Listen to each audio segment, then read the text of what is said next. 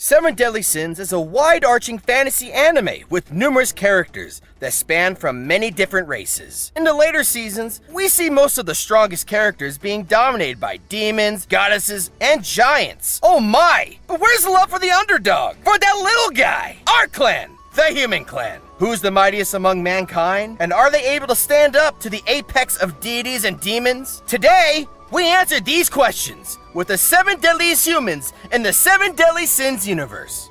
The show, not the organization. To preface, we will not be including half-humans like Elizabeth, and I think that's about it. Psst! Hey! Not true! Zarachast and Hendrickson are holy half-druids! Oh! And that would make Guilt Thunder a quarter druid! Oh! And Merlin! She's kinda human! But like, is she really though? The Wise Men are practically their own clan, man. I call hacks. You know what? Also, fuck the druids. Fine. We won't count them. Moving on. Power levels will be brought up in the video, but they shouldn't be considered the end-all be-all. Much like Dragon Ball Z power levels, and whose line is it anyway, the points just don't matter. That's right, the points are just like how wrong your girlfriend is when you're having a fight with her. We'll be using a mix of power levels listed in the 2016 Nanatsu no Taizai official fan book, Sinful Testament, which came out at the same time as volume 22 of the manga. In this fanbook, Nakaba-sensei lists most of the characters' power levels, from where the characters were from around the time of the manga, and hasn't updated the list since from my research and knowledge. Please, prove me wrong in the description. No bootlegs, not like those videos, that bullshit. Everyone about power levels, fucking 1 million views. Yeah, all you guys got dope. Unless I'm wrong, okay? Alright, continuing on. This should go without saying. There's gonna be heavy spoilers for the entirety of the series, all the way up to the very end. If you want to avoid any spoilers of this series, I'd recommend coming back after you're caught up. Number 7. Vivian. Enter the Wicked Witch of Leonis herself, Vivian. Vivian is an old hand at magic. Get it? Being a former apprentice of Merlin and serving under Hendrickson during his rise to power gives her more than her fair share of street cred. She might not have her trusty broom, but she has some mad abilities. Her innate power is... No. This can't be right. Her innate power is suck. What? Okay, Vivian, damn. Go off, girl. She has some firepower on and off the battlefield. Her current power level is 2,580, which is nothing to sneeze at. The world's greatest barber, Jericho, only has a power level of 280 before drinking some of that red demon blood. That puts Vivian at over 9 Jerry boys. God, is Jericho the Yamcha of the show?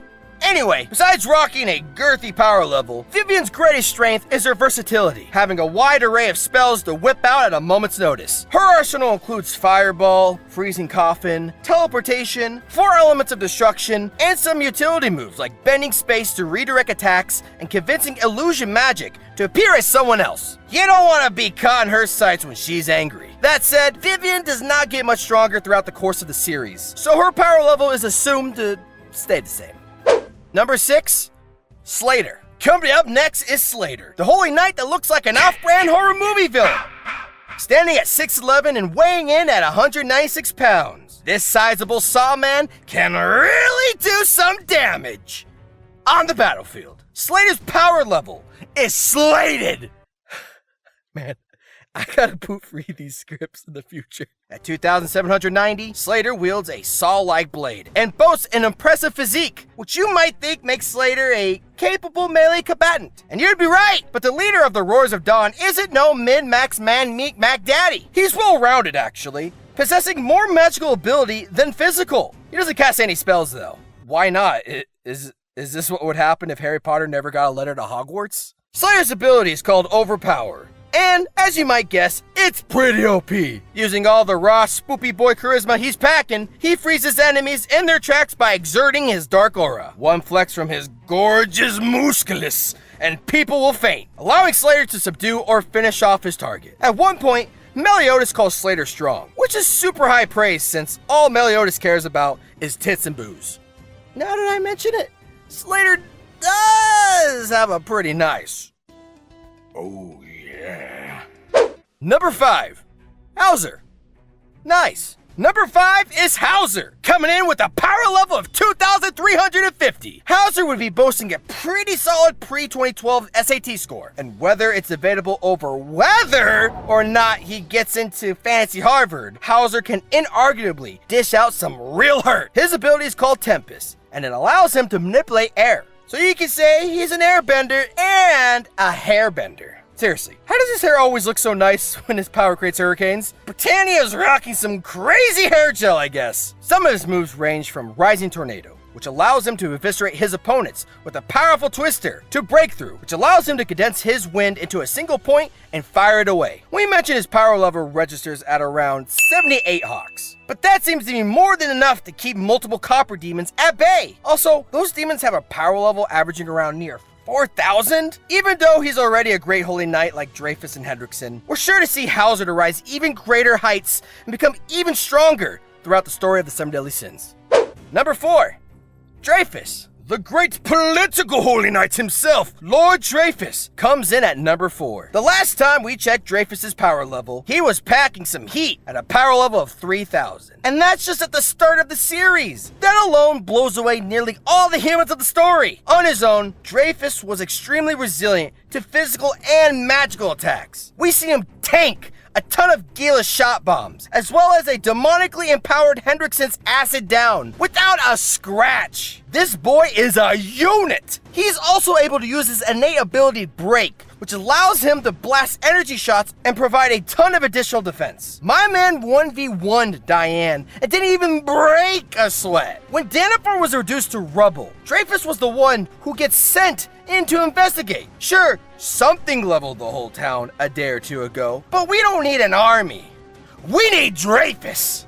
And Hendrickson, but if we're talking about him, he's a filthy druid. The duo even runs into a commandment, and Dreyfus had to allow Frauderin to take control of him. That's not even the end of it either, because I don't want to keep going up, I'm gonna keep going off. Frauderin's possession actually empowers Dreyfus by the time he gets kicked out. Dreyfus becomes one of the few characters in the show to have 2 innate abilities, gaining the full size ability from his demonic captor. Not only that, but Dreyfus is able to tap into Frauderin's magic, giving him an extra 13,000 magic ability to his power level. With this 1-2 combo, Dreyfus can be seen defeating a silver demon easily. And those bad boys have an average power level of 8,000. With Frauderin's magic at 13,000, Dreyfus's new power level is projected to be around at 16,000 or more, which is an unprecedented amount of might for a mere mortal.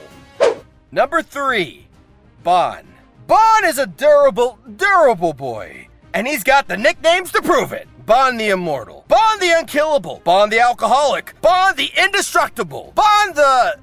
Yeah, you get the point. How could the Unkillable Sin only end up in 3rd place? Well, that's because that's all he's got for quite a while. Without his immortality at the beginning of the series, Bon wouldn't even make this list. He'd honestly be a better Santa than a Sin. Before some significant late game power-ups, the Fox Sin Agreed is listed at 3,220 strong boy points. That said, you give this man a strong opponent, and the numbers skyrocket. Bon's innate ability is called Snatch, which enables him to steal his opponent's physical prowess and become the next He-Man! A sharp decrease in his opponent's physical powers, coupled with a sharp increase in Bon's already impressive might, made him a threat to almost anyone he crossed paths with. Then, everything changed when the Demon Clan attacked. Once the 10 Commandments awoke, we saw just how massive the difference in strength was between this thief and his infernal foes. Bon was getting bodied time and time again, and while his allies were all getting powered up with new abilities, Bon ended up getting left behind by his less than human enemies and allies. No wonder Jericho liked him. They have a lot in common. Being subjected to helplessness and having other people save him again and again without ever returning the favor. It truly seemed Bon's only strength was not being able to die. And that strength made him the only candidate when the gang needed him to go to purgatory. Let me spell out exactly how bad this place is. First off, only a skilled mage can enter or exit this place. A minute outside of Purgatory feels like a year to anyone trapped inside. The entire landscape is filled with terrifying, hungry monsters ready to kill anything that moves. The very atmosphere is both burning hot and freezing cold at once, and it nearly instantly destroys living flesh. This place is a nightmare. To anyone but Bon, Pain is my maiden. Meliodas himself theorizes that Bon might be the only human able to maintain his sanity after experiencing purgatory. Or at least what's left of his sanity. The last guy to enter Purgatory was one of the most powerful spellcasters to exist in the universe, Merlin's own father, and leader of the entire kingdom of Belialuin. He was also so experienced and capable with magic that he was the first person to ever event travel to the plane. He lasted exactly 1 minute. Thanks to the help of his immortality and the slowed down time in Purgatory, Bon was able to train literally for thousands of years, fighting against the denizens of Purgatory, as well as his second best friend and training buddy, the Demon Lord, who is technically a god! Bon gets back to Britannia and finally does what no one else thought he was able to do: bring back Elaine. It cost him his immortality, but for him, that's a small cost to pay. Bon, having lost his most powerful ability, retires quietly with Elaine, as there's no way a mere human could possibly stand up to someone like the Demon King. Why the fuck you lying? Why you always lying? Bon's intense training brings him to levels which are never even fully tested in the show. Upon receiving the hyperbolic time chamber treatment and getting his sacred treasure, Bon displays abilities that can barely be fully measured due to just how incredible they are. For reference, this is an Indra, while an Indra's power level is never stated outright. The last time one got loose, it almost spelled the end of the world. Bon and the gang wind up facing off against one of these suckers. And wouldn't you know, it started making babies. If even one baby got loose, it could lead to massive casualties and incredible destruction across all of Britannia. Knowing the stakes, Bon lets loose with all of his might and wipes out nearly everyone! There were allegedly thousands! Not even a fully powered king or Merlin took out as many as him. After that warm-up, Bon takes on the Demon King solo and barely sustains a scratch. While Corchhouse does give Bon the ability Super Concentration, which allows his physical and mental abilities to be brought up to their maximum, that ceiling is basically unknown, as my man Bon never loses a single fight, nor sustains any significant damage for the rest of the series. Despite losing his immortality and healing factor, he even states that the Demon King's energy storm felt like a gentle breeze compared to Purgatory. And I will remind you again that the Demon King is a god! You couldn't even run from this man, as his sacred treasure also allows him to attack from a nearly infinite range, with an incalculable amount of physical power behind each swing. Bon went from one of the weakest sins at the start of the Holy War into one of its strongest. If not for the next contender on the list, Bon could have easily been the second strongest human in Britannia. Number 2. Eskenor. The one true one, Eskenor. The Lion Sin of Pride comes at number 2? Okay, I'm sure there's a lot of people upset about that already. Like, why isn't Eskenor the number 1? You're not that guy, pal. Trust me. You're not that guy. Well, you'll see why with our pick for number 1. But for now, let's go over the man who's the literal definition of being overpowered. Also, as this is a power ranking video, we're going to be looking at daytime Eskenor, as nighttime Eskenor wouldn't even register on the Hawk power scale we've established. Eskenor, and anyone unlucky enough to fight him, considers the man to be the zenith of human power. Demons, goddesses, giants, and fairies all shudder with fear or gaze in wonder at the Ginger Giant. Eskenor and Sunny D both get their powers from the sun, but Eskenor utilizes it through his ability, Sunshine. This ability was a grace, a gift directly bestowed to the most loyal followers of the Supreme Deity, who is technically a god. While he wasn't the intended recipient of Sunshine, Eskenor got it anyways. And with this god's gift, old Esky boy gets ripped! Based on the position of the sun in the sky. You might have heard of sun's out, guns out. But this takes it to a whole other level. The closer to noon, the more powerful Eskenor gets. Maybe if you put him on a planet with a blue sun, would he get stronger? And if there were more suns, would he get even more powerful?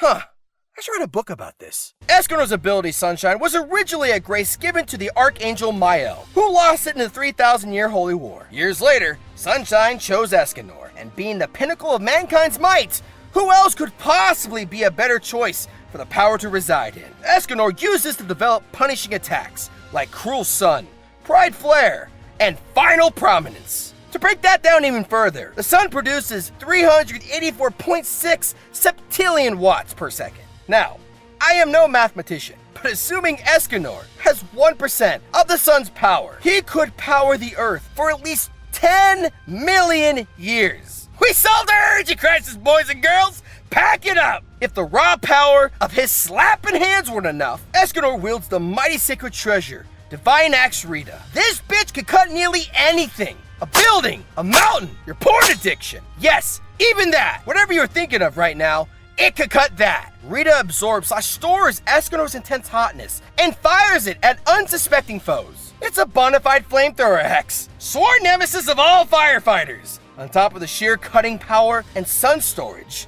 this thing is heavy! Rita is canonically the heaviest of all the sacred treasures, which is insane! Because that includes Diane's giant hammer, Gideon. Gideon is stated to weigh 2,200 pounds at full size. And that took up the side of an entire hill! Galen himself, a member of the 10 Commandments, could barely move Rita, and Eskenor wields it with one hand! This thing is the Thor's hammer of the Seven Deadly Sin universe. It even comes to Eskenor when he calls it! Plus, no one can even wield the thing.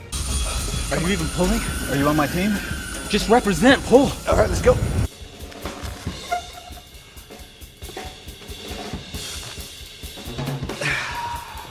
I could continue for hours on end about his brilliance, but I should probably move on to the next entry. Okay, just a few more. When Essarosa had all the Leones on its knees and his commandment, but Eskenor just steps up and was like, I don't hate those weaker than me. I pity them. I pity the fool. Then slapped Essarosa across a lake and then blew up the lake. And then this part wasn't even in the anime, but there was this flashback scene when Eskenor and the Sins go to Edinburgh, which was full of vampires, and Eskenor kicks in the door to the leader's room and was like, "Sup, baby boy?" Then melts the whole castle into a crazy purple modern art installation, which is the thing the 10 Commandments just chill on in the anime. They didn't even explain that. It's crazy. Whew. Okay. Before I just sit here all day talking about what a boss Eskenor is, we still have someone else even stronger we need to cover. And before we cover who exactly took the top of this list, let's talk about some of our honorable mentions. Honorable mention number 1, Urza Scarlet. You heard that right. Urza Scarlet is part of the Seven Deadly Sins universe. How? Your boy Suzuki and Mashima had a sleepover and made Fairy Tail X the Natsu no Taizai. Now, we did not see her powers in action in the one-shot. However, by seeing Fairy Tail, we can see that Urza beats a top-level demon without any of her 5 senses. God, Mashima, you're so good at writing riveting and engaging plots. Honorable mention number 2, Twigo. The mighty Twigo! Twigo is stronger and braver than you would think. He willingly drank a goblet of red demon blood. He explored as a result, but not because he was weak, but because he did not deem the demon blood worthy. Twigo, the most interesting man in the manga. Praise be Twigod. Jokes aside, our real honorable mentions are Denzel and Ro. Denzel is King Bartra's brother, and he gave evil Dreyfus a run for his money. He had to use his gang of misfits to contest with him, but he still put up quite an admirable effort. While the show states Denzel has a power level of 2,850, which would put him above Hauser, we never see the full extent of his power. Denzel is regularly surrounded by help, whether it's the Pleiades of the Azure Sky or Narabasta, the goddess in his sword. We never see what he can really do. Plus, his unique ability is Judgment, which pits you against the souls of those you've killed. What if Denzel fights someone who hasn't killed anyone? Nothing? I can't go putting Denzel on this list just because of hearsay. I'm judging these puppies with what I can trust with my 2 peepers, not on what rumors are floating around in the streets of Leones. As for Ro, he was able to defeat a lot of goddesses, fairies, and giants, which is not an easy task at all for a human. But we never see his unique ability. We never see his combat capability. And all what's shown is in a dream flashback thing. Plus, he gets reincarnated as Oslo, which King then later has as a pet dog, which is not human, so it doesn't count. On to number 1! The number 1 most powerful human in all of Seven Deadly Sins is the King of Camelot himself, Arthur Pendragon. If you're an anime-only fan, then this listing might surprise you. But it shouldn't come as a huge surprise to anyone that the main character of Arthurian Legend's namesake is used as the most overpowered character in the whole show. Nakaba-sensei based that entire setting on that story after all. And only someone as legendary as King Arthur could have a million fate waifus named after him, as well as becoming the chosen human to harness the embodiment of chaos itself and all the incredible power it comes with. Arthur's magical ability allows him not to only become the king of Camelot, but also the king of chaos. And chaos is cool, man. After losing several fights, Arthur is bested by Cusack, which leaves him with less life than the World of Warcraft player. But once he comes back from the dead, oh boy, he gets that Saiyan Zenkai boost, and this boy goes from 0 to the fucking kings of kings, gods of gods, the Alpha and Omega! Hero! Yay! For now, maybe. He basically has the power of an entity that created all shapes and forms of life within all of Britannia. Okay, so you know the Demon King? You know the Supreme Deity? The Sacred Tree, from which all fairies were created from? The entire giant race? That was Chaos. Chaos made those. And just after the creator deity of the entire Seven Deadly Sins universe finished its rough draft for humanity, the Demon King and the Supreme Deity both united to seal Chaos away. They couldn't kill it, they merely sealed it temporarily. With that in place, this cemented demons and goddesses as the most powerful races in the world for a while. But Chaos always had a favorite child. It believed that humans were the perfect race because they balanced light and darkness. And it chose Arthur to be its vessel, granting him all of its abilities. Look at this list of powers. He's able to create buildings and even life. Arthur gets to literally play God. In the beginning, Arthur was just this young hotshot king who couldn't defeat a single important enemy in the whole series. What? You don't believe me? Just look it up. Don't give me one of those, oh, he defeated that weak knight though. Shut the heck up. I don't count. That's not a real threat. These are real threats. And he couldn't do shit. Arthur finally gets his first and final win at the end of the series when he kills his cat-in-the-hat stalker, Kath Palug. I kid you not, Arthur is so powerful. The entirety of the Seven Deadly Sins is just a prequel series for what's to come in Arthur in Nakabe-sensei's new ongoing series, The Four Knights of the Apocalypse. But by the way, if you like this video and share it around, I would totally love to talk more about that series as it goes on. But yeah, imagine a power or ability, anything. Arthur can probably do it. The upper limits of his abilities haven't been shown yet, but that's probably because they don't even exist. Hopefully he doesn't use his powers for any nefarious fantasies.